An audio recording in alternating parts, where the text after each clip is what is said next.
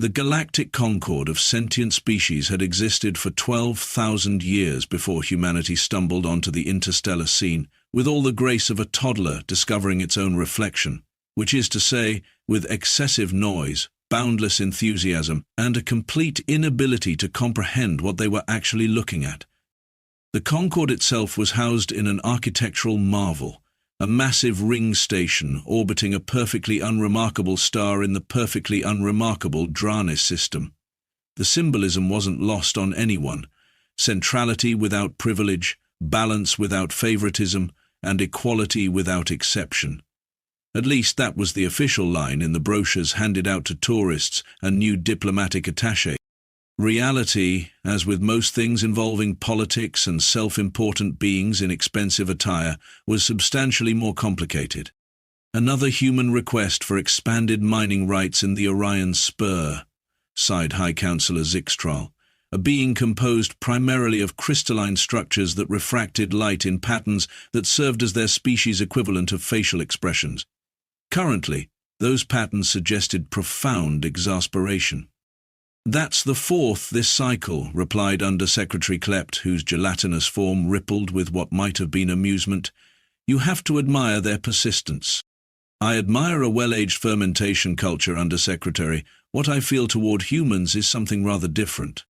The two officials floated through the grand corridor leading to the Concorde's primary assembly chamber, where representatives from over 300 species gathered to debate matters of galactic importance. Or, more accurately, to engage in the fine art of making simple matters incomprehensibly complex through the application of procedure, precedent, and petty grievances dating back millennia. Humanity had been part of this august body for precisely 37 standard years. In cosmic terms, this made them practically embryonic. In diplomatic terms, it made them the equivalent of distant relatives who show up uninvited to family gatherings and immediately start suggesting improvements to traditions they barely understand. The human delegation occupied a modestly sized office in what was diplomatically referred to as the Emerging Interests Wing, but was more commonly known as the Noisy Neighbors Nook. Their chief representative was a specimen who called himself Ambassador Jackson, though whether this was a designation, a lineage marker, or some form of honorific remained unclear to many species. Ambassador Jackson was currently engaged in what humans called coffee, but what most other species recognized as voluntary mild poisoning for stimulant purposes. The practice alone had earned humans a reputation for recreational toxin consumption that both confused and disturbed many members of the Concorde. "Ambassador, the delegation from Proxima Centauri has lodged another formal complaint about your staff's auditory communications," said the ambassador's aide, a fresh-faced diplomatic corps graduate who still believed in the power of reasoned discourse. "You mean they're bitching about us laughing again?" Jackson didn't look up from the report he was reading, a detailed analysis of resource allocation in the Perseus arm that most species found mind-numbingly dull, but that humans seemed to read with the enthusiasm normally reserved for illicit entertainment. They specifically mentioned the barking vocalizations that disturb psychic equilibrium during yesterday's reception. Jackson finally looked up, taking another sip of his coffee. "Tell them we're working on modulating our expressions of mirth to accommodate their delicate sensibilities. Use exactly those words." The aide winced. "Sir, the translation matrices will—" "I know exactly what they'll do, kid. That's the point." This exchange, typical of human diplomatic operations, exemplified precisely why the older species found humanity so baffling. They seemed to deliberately antagonize while simultaneously pursuing serious diplomatic objectives. They submitted meticulously researched proposals with one hand while making what they called jokes with the other. The resulting cognitive dissonance had caused more than one Methuselian to temporarily lose chromatophore control. The current diplomatic incident, the one that would ultimately reveal humanity's true nature to the galaxy, began, as these things often do, with something utterly trivial. In this case, a dispute over proper seating arrangements at the upcoming quincentennial Harmony Gala. "Absolutely unacceptable," hissed Representative S. Slenthak of the Ophidian meritocracy, their forked tongue flicking rapidly in agitation. The human delegation cannot be seated in Sector 7. The pheromones they emit will contaminate our taste receptors for the entire event. Perhaps the Ophidians would prefer to be seated in the service corridors, suggested Ambassador Jackson, with a smile that somehow managed to display far too many teeth. I hear the ambient temperature there is perfect for cold-blooded deliberations. The gala's organizational committee, composed of 7 species chosen for their legendary patience and diplomatic finesse, collectively exhibited signs of extreme stress. The Qubilian representative was actively molting. "If I may," interjected the Arcturian mediator, whose species had evolved specifically to detect and diffuse tension between other life forms, "perhaps we could consider a compromise that acknowledges both biological necessities and diplomatic courtesies." What followed was 4 hours of discussion about a seating chart. Meanwhile, in the service corridors that Ambassador Jackson had so casually mentioned, a far more significant conversation was taking place. "The weapon shipment has cleared customs on 3 separate worlds using the diplomatic tags," reported a human operative to their superior. Neither wore official embassy insignia. "The cartel never suspected they were being tracked." "And the surveillance data?" asked the superior, a compact human with eyes that never seemed to blink at the rate most species found normal. "Comprehensive. We've identified 12 major distribution nodes and 4 primary financial controllers. The Enforcement Division will have everything they need to decapitate the entire organization." The superior nodded. "Excellent. The ambassador will announce our findings at tomorrow's Security Council meeting. The timing should align perfectly with the coordinated raids." This operation, meticulously planned, flawlessly executed, and conducted entirely without the knowledge of the Galactic Concord's vaunted security apparatus, was the culmination of months of work by the human intelligence services. The target? A cross-species criminal enterprise responsible for trafficking in illegal technology, endangered biological materials, and sentient beings. The irony that humans were using a dispute about seating arrangements as cover for an operation of this magnitude was precisely the sort of thing that humans found hilarious and other species would soon find terrifying. Because while the galactic community saw humans as pushy, loud, and diplomatically inexperienced, they had fundamentally misunderstood what they were dealing with. They saw the diplomatic awkwardness, the cultural faux pas, the strange insistence on consuming caffeine in public settings. What they failed to see was the predator's gaze behind the smile. The next day, as Ambassador Jackson prepared his notes for the Security Council meeting, his aide approached with news. "Sir, we've just received word that the Ophidians have formally requested your removal from the Harmony Gala." Jackson looked up, that same toothy smile spreading across his face. "Perfect timing. Have our response ready, but don't send it until after the council meeting. I suspect priorities may shift rather dramatically by then." The aide, still learning the subtleties of human diplomatic practice, nodded uncertainly. "And the response should be?" "Gracious acceptance of their concerns, profound apologies for any misunderstanding, and sincere hopes for continued cooperation in matters of mutual interest." Jackson's smile didn't waver. "After all, we're just here to be good neighbors." As he gathered his materials and prepared to unleash chaos upon the criminal organization that had eluded the Concord's justice for decades, Ambassador Jackson hummed a cheerful tune. The galaxy was about to learn something fundamental about humans, something beyond their strange customs and baffling diplomatic approaches. They were about to learn what happens when the apex predator drops the act. The Security Council of the Galactic Concord consisted of representatives from the 9 most militarily significant powers, plus 2 rotating members chosen by lottery, a system designed to give the appearance of egalitarianism while ensuring that those with the biggest guns remained perpetually in charge. Democracy in space turned out to be remarkably similar to democracy on Earth, a beautiful ideal frequently corrupted by practical considerations. Humans had earned their seat through what the diplomatic corps officially termed rapid infrastructural development, but what was in reality the fastest military expansion in recorded galactic history. This had caused considerable concern among the established powers, But since humans had thus far limited themselves to defensive posturing and escort duties for humanitarian missions, the anxiety had gradually subsided into a sort of patronizing tolerance. "Ambassador Jackson, you've requested emergency speaking privileges," intoned High Marshal Grinthulix of the Valtteri Dominion, a species that had evolved from apex avian predators and still retained the sharp-end intensity of their ancestors. "The Council recognizes Earth's representative." Jackson stood, straightening the perfectly tailored suit that humans insisted on wearing despite the availability of far more comfortable and technologically advanced attire. The human obsession with cloth wrappings remained a source of bewilderment among most species. "Distinguished representatives," he began, his voice carrying the practiced cadence of a seasoned diplomat. "I come before you today with information of grave concern to all law-abiding members of our galactic community." What followed was a masterclass in controlled revelation.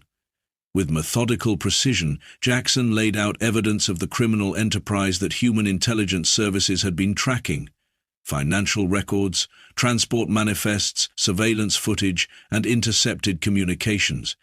The presentation was thorough, professional, and utterly damning. "In conclusion," Jackson said after 30 minutes of increasingly shocking revelations, "we have identified the key leadership of this organization, their primary bases of operation, and their immediate plans for expansion. Earth stands ready to assist in bringing these criminals to justice." The council chamber fell into stunned silence. The Methusalian representative's skin had turned a pale blue, a sign of extreme shock in their species. The Valtteri High Marshal's feathers were fully erect, signaling heightened alertness. High Councillor Zixtral's crystalline form had darkened considerably. "Ambassador Jackson, are you telling this council that human intelligence services conducted unauthorized operations across multiple jurisdictions without informing the Security Directorate?" Jackson's expression didn't change. "We conducted a thorough investigation using our diplomatic prerogatives and the freedom of movement accorded to all member species. We broke no laws." "This is unprecedented," hissed the Ophidian representative. "The humans have overstepped their authority. Such investigations are the purview of the Security Directorate." "The same Security Directorate that has failed to make any progress against this organization for the past 17 years? Jackson's smile was thin. "We achieved in months what you couldn't in decades. Perhaps instead of questioning our methods, you should be questioning your own effectiveness." The chamber erupted in overlapping vocalizations, electromagnetic pulses, and pheromone releases, the multi-species equivalent of shouting. And that's when the emergency alert system activated. Red lights pulsed along the walls of the chamber as the AI system announced, "Security breach detected. Unknown vessels approaching central platform. Weapons signatures detected. All personnel to emergency stations." The council members froze, their dispute instantly forgotten. "Display tactical feed," ordered High Marshal Grinthulix. The central holographic projector flickered to life, showing 12 vessels approaching the Concorde station. Their design was unfamiliar, a hybrid of technologies from multiple species, exactly the sort of cobbled-together but lethal crafts favored by those operating outside legal boundaries. "It appears," said Jackson with remarkable calm, "that our targets have become aware of our investigation and decided to take preemptive action." "The station's defensive systems are activating," reported the Kubilian representative, their appendages flying over the control surfaces. "But response time is delayed. They've somehow compromised our command protocols." "How is that possible?" demanded High Councillor Zixtral. "The defensive grid is isolated from all external networks." "Obviously not isolated enough," replied Jackson. His hand moved to his ear, activating a communication device that none of the aliens had noticed. "Jackson to Vigilant, Tactical Situation Alpha. Deploy countermeasures and prepare boarding teams. Authorization Theta 9 Epsilon." The council members stared at him in confusion. "Ambassador," began High Marshal Grinthulix, "what are you—" The tactical display flashed as 6 new ships suddenly appeared, dropping out of FTL travel with impossible precision, positioning themselves between the attackers and the station. The design was unmistakably human. "May I introduce the 7th Rapid Response Fleet?" said Jackson, his demeanor shifting subtly. Gone was the slightly bumbling diplomat. In his place stood something else entirely, a commander, a strategist, a hunter. "They've been standing by for this exact scenario." "You anticipated this attack?" The Methusian's skin had shifted to a mottled purple of confusion. "Of course. We leaked information about our investigation precisely to provoke this response. It's much easier to capture them in the act than to build a case that would satisfy the Concorde's judicial requirements." Jackson spoke as if explaining something obvious to a particularly slow child. "We needed them to commit an overt act of aggression against the Concorde itself. Makes the legal process so much tidier." The council watched in stunned silence as the human vessels executed a series of maneuvers that should have been impossible for ships of their size. They moved with coordinated precision, herding the attacking vessels like predators corralling prey. "Your defensive paradigm is flawed," Jackson continued conversationally as the battle unfolded on the display. "You build bigger shields, more powerful weapons, and more elaborate detection systems, but you think reactively. Humans prefer to control the battlefield before the first shot is fired." The first of the attacking vessels attempted to break formation, making a run for open space. A human ship intercepted it within seconds, launching what appeared to be boarding pods that attached to the hull like parasites. "Those are our special tactical teams," Jackson explained. "What we call Marines. They're particularly good at close-quarters combat. The term dates back to when humans fought wars on water, if you can imagine something so primitive." The casual way he discussed what was clearly a violent boarding action sent ripples of unease through the council. The humans were revealing capabilities that had never been included in their official military assessments. "Ambassador," said High Marshal Grinthulix, struggling to maintain composure, "your actions, while apparently in defense of the Concorde, represent a significant breach of protocol. Military operations must be authorized by this council." Jackson turned to the avian marshal, and something in his gaze caused the mighty Valety to take an involuntary step back. "With all due respect, Marshal, when someone points a gun at your head, protocol becomes a luxury. We acted to save lives." The smile returned, but it no longer reached his eyes. "Isn't that what matters most? The preservation of life?" "Of course, but—" "Excellent. Then I'm sure the Council will have no objections to our methods once they've had time to review the results. Speaking of which," he touched his ear again, "status report?" The voice that responded was audible to the entire chamber. "All hostile vessels contained, sir. Minimal casualties on both sides. Prisoners being processed. We've secured their command and control systems and are extracting data now." "Well done, Commander. Maintain position and prepare for Security Directorate handover." Jackson turned back to the Council, whose members were displaying various biological signs of shock. "As I was saying, Earth stands ready to assist in bringing these criminals to justice. It appears that assistance has already begun." The silence that followed was profound. The galaxy had just witnessed something unexpected. Humans operating not as diplomatic newcomers, but as efficient, ruthless predators who had manipulated events to their advantage from the very beginning. "I think," said High Councillor Zixtrell finally, their crystalline form still darkened with shock, "that the Council will need to reassess several assumptions about our human colleagues." "That seems wise," agreed Jackson, once again the perfect diplomat. "Perhaps over refreshments? I understand these sessions can be quite taxing."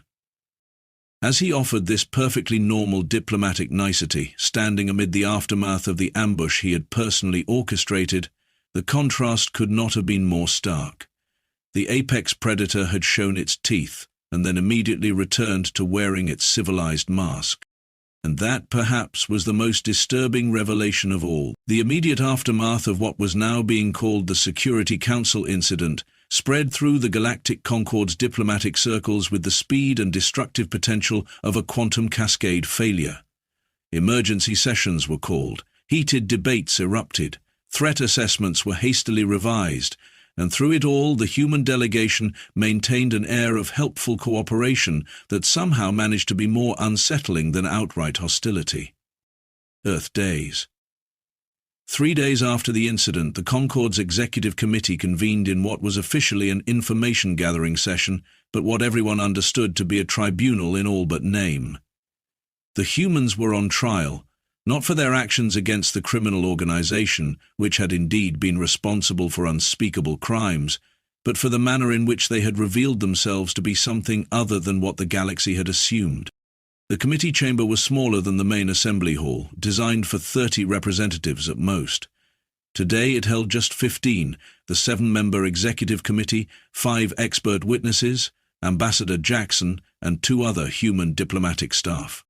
"Let us be clear about what transpired," began Premier Delegate Axon Varric of the Dorsani technocracy, a being composed of latticed metallic filaments surrounding a plasma core. The Dorsani were among the oldest species in the Concorde, and regarded most other life forms as developmentally incomplete. Human intelligence assets conducted unauthorized operations across sovereign territories, manipulated a criminal enterprise into attacking the Concorde itself, and deployed military forces without council approval. Ambassador Jackson, looking remarkably rested for someone at the center of a diplomatic firestorm, nodded pleasantly. "An accurate summary, though I would suggest that the term unauthorized is open to interpretation under Articles 17 and 29 of the Concorde Charter, which permit member species to pursue investigations related to their own security concerns across jurisdictional boundaries when—" "We are familiar with the Charter, Ambassador," interrupted Delegate Axon Varric. "What concerns this committee is not the legality of your actions, but their implication." "I'm afraid I don't follow," said Jackson with a puzzled expression that fooled no one in the chamber. "Then allow me to be explicit." The Dorsani's plasma core flared brighter, a sign of intensifying emotion. "Humanity has revealed itself to be far more dangerous than previously assessed. You have demonstrated capabilities beyond what you declared upon joining the Concorde. You have shown a disturbing willingness to manipulate events and other species to achieve your objectives. In short, Ambassador, you have revealed yourselves to be predators wearing the masks of diplomats." Jackson's expression didn't change, but something in his posture shifted. A subtle straightening of the spine, a slight forward tilt of the head. Those species sensitive to micro-expressions recognized the change immediately. The human was dropping pretenses. "Premier Delegate," Jackson said, his voice devoid of its usual affable quality, "every species in this room evolved from predators.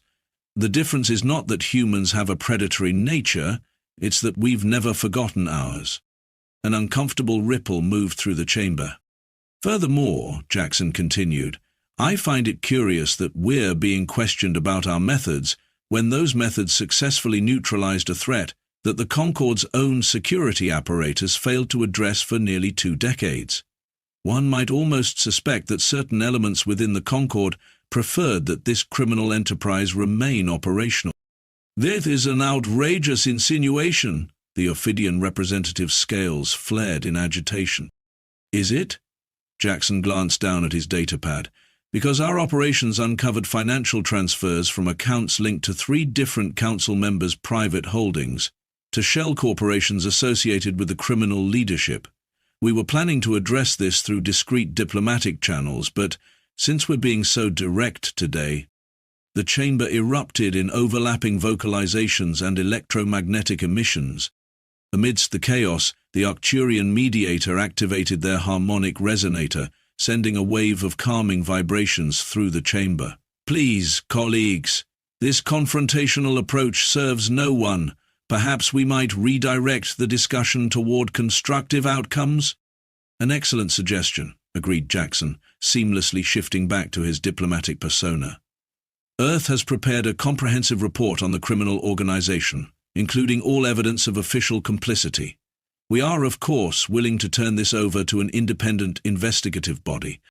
The implied threat hung in the air. If you push us, we'll expose everyone involved." The Corbillian representative, whose species processed information faster than most organic beings, clicked rapidly in their native tongue before the translation matrix converted it to standard. The ambassador's offer seems reasonable. However, this does not address the committee's primary concern regarding humanity's self-presentation within the Concord. You mean the fact that we didn't announce ourselves as dangerous when we joined? Jackson laughed, a sound that several species found deeply unsettling in the current context. Would any of you have done differently? When entering a new environment filled with established predators, only a fool declares themselves a threat. So you admit to deliberate deception, said the Dorsani representative. I admit to prudence, countered Jackson, just as I admit to taking action when the established systems failed. Just as I admit to prioritizing results over appearance. These are human traits that serve us well, and they served the Concord well 3 days ago. He stood now, abandoning protocol, and began to pace slowly before the committee. You're afraid because you've just realized you don't understand us. You built assumptions about humanity based on our technological development stage, our diplomatic inexperience, our apparent eagerness to please. You categorized us, filed us away, and stopped paying attention. His voice remained calm, but there was an intensity to it that commanded attention. That was your mistake. On Earth, the creatures that stopped paying attention to humans went extinct. The silence that followed was profound. Even the Arcturian mediator seemed at a loss. Finally, the eldest member of the committee, a Tellurian whose age was measured in centuries, spoke in the slow, deliberate manner of their kind. Ambassador, are you threatening the Concord? Jackson stopped pacing and smiled, a genuine expression that somehow managed to be more intimidating than any display of aggression.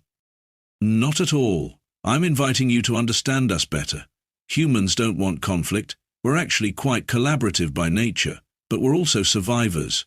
We prepare for worst-case scenarios. We act decisively when threatened. And yes, when necessary, we hunt. He returned to his seat with casual grace. The question isn't whether humans are predators disguised as diplomats. The question is whether the Concord prefers having us as allies or adversaries. The weeks following the confrontation with the executive committee witnessed a remarkable shift in galactic politics. The humans, having revealed their predatory capabilities, might have expected isolation or hostility. Instead, they found themselves the recipients of something far more valuable in interstellar relations, respect tinged with healthy caution. The quincentennial Harmony Gala, the very event whose seating arrangements had sparked the initial diplomatic incident, proceeded as scheduled, though with several notable modifications. The human delegation was no longer relegated to Sector 7 but placed prominently near the central dais. The Ophidian representatives, who had so vehemently objected to human proximity, now seemed to find their presence not merely tolerable, but desirable. Fascinating how quickly perceptions change, isn't it? Observed Under-Secretary Klebb to High Counselor Zixtral as they watched Ambassador Jackson chatting amiably with a group of previously standoffish delegates. One moment they're diplomatic newcomers, the next they're courted allies.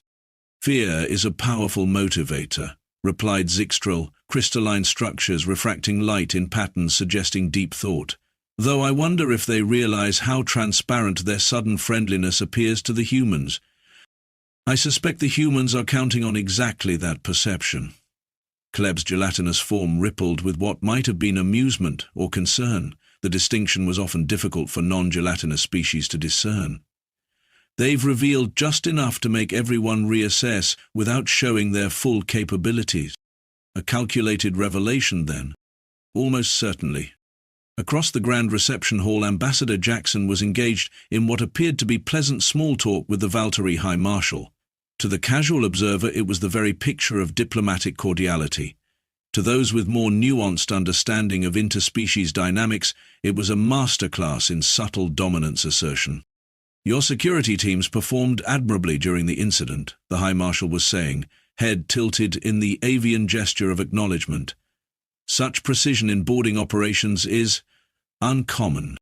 You're too kind, replied Jackson with practiced modesty. Our Marines train extensively for various scenarios. One never knows when such skills might be needed in our dangerous galaxy. The emphasis on our dangerous galaxy was subtle but unmistakable. It was the verbal equivalent of casually resting one's hand near a weapon, not a threat, but a reminder. Indeed, agreed the Marshal, feathers slightly raised in what humans had learned to recognize as nervous tension. The Valtaire Dominion has always valued preparedness. Perhaps our forces might benefit from joint exercises in the future? What an excellent suggestion, Jackson smiled, displaying just enough teeth to remind the avian of what humans had evolved from. I'll have my military attaché contact your office to arrange details. In a far corner of the reception hall, a junior human diplomatic officer was explaining human idioms to a fascinated group of multi-species attachés. So when we say wolf in sheep's clothing, we're referring to something dangerous disguising itself as harmless, she explained, sipping from a glass of what appeared to be wine but was in fact a non-alcoholic substitute. Humans had learned early in their diplomatic career that maintaining complete mental clarity was essential in interspecies settings. And your species identifies with the sheep in this metaphor? Asked a Quabillion representative, appendages twitching in confusion. The human's laugh caused several nearby beings to startle slightly. No. Historically, humans were definitely the wolves in most ecosystems, were apex predators who developed intelligence, tools, and eventually diplomacy. Yet you speak of wolves as separate from yourselves, noted a Methuselian observer. Cultural compartmentalization, the human replied with a shrug. We tend to forget our predatory nature until circumstances require us to remember. This casual admission that humans could consciously switch between diplomatic and predatory modes of operation sent a ripple of unease through the gathered attachés. It confirmed what many species were just beginning to understand. Humans weren't wolves disguised as sheep. They were wolves who had learned to behave like diplomatic partners when it suited them. The most significant change, however, was evident in the Concorde's administrative operations. Investigations into the criminal organization exposed by the humans had expanded, revealing corruption that reached into the highest levels of multiple governments. 3 council members had been forced to resign. The Security Directorate had undergone a complete overhaul of its protocols. And throughout it all, the humans offered assistance, expertise, and resources with unfailing politeness. 6 months after the incident, Ambassador Jackson found himself in a private meeting with the newly appointed High Counselor, the Tellurian elder who had asked that pivotal question about whether humans were threatening the Concorde. The reforms you suggested have been implemented, the Tellurid said, their voice carrying the weight of centuries. Our security protocols are more robust, our anti-corruption measures more effective. One might observe that the Concorde is stronger now than before your revelation. Jackson nodded appreciatively. That was always our goal, High Counselor. A stable, secure galactic community benefits everyone, humans included. Indeed. The Tellurian's ancient eyes studied the human with the patience of a being who had seen civilizations rise and fall. Though I cannot help but wonder what humanity gains from all this. You've exposed yourselves as more dangerous than previously believed, yet continue to operate within our diplomatic frameworks. Why not simply use your advantages to secure more power? Jackson's expression softened into something genuine, perhaps the first truly unguarded moment he had allowed himself in an official capacity. Because that's not sustainable, and humans think long-term. We could seize resources, territory, or influence through force or manipulation, but that creates resistance and resentment. By working within the system, even while demonstrating that we could operate outside it if necessary, we build something more valuable, a community where our children can thrive. Your species is remarkably contradictory, observed the Tellurian. Predators who prefer peace, warriors who value diplomacy, strategists who seek cooperation rather than dominance. That's humanity in a nutshell, agreed Jackson with a small smile. We prepare for the worst while working toward the best. We maintain our fangs and claws while extending open hands. We never forget what we evolved from, even as we strive to become something better. As the meeting concluded and Jackson departed, the Tellurian remained in contemplation. The galaxy had indeed learned something profound about humanity. Not just that they were apex predators disguised as diplomats, but that they were apex predators who genuinely preferred diplomatic solutions when available. The distinction was subtle but crucial. Humans hadn't been pretending to value cooperation and stability. They had been entirely sincere about their diplomatic goals. They had merely omitted mentioning what they were capable of when diplomacy failed. And perhaps that was the most important understanding of all. Humans weren't wolves pretending to be something else. They were wolves who had decided that peace was preferable to hunting, but who had never forgotten how to hunt. The galaxy would never make that mistake again.